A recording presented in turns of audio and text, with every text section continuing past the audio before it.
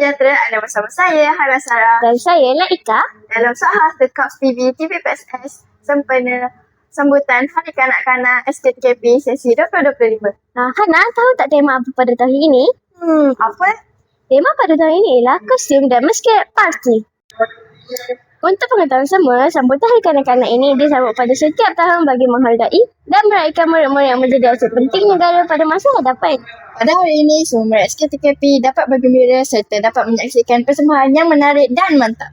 Dalam video kali ini, kami akan bawakan kepada anda semua liputan istimewa sempena majlis hari ini. Tetap habis ya!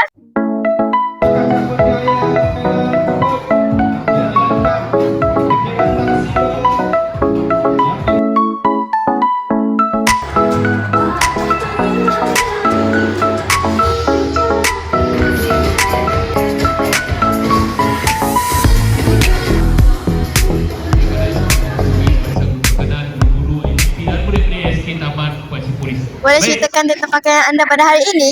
Pakaian saya hari ini adalah princess. Wow, cantiknya. Terima kasih. Sama. Boleh ceritakan tentang pakaian anda hari ini? Pakaian saya bertemakan Harry Potter. Wah, menariknya. Terima kasih. Sama. Hai, saya rasa baju awak ni kimono, betul ke? Ya, tepat sekali baju saya ialah kimono. Beli kat mana? Saya beli di Jepang. Wow, cantiknya. Terima kasih. Sama. Boleh kamu ceritakan tentang pakaian kamu hari ini? Boleh.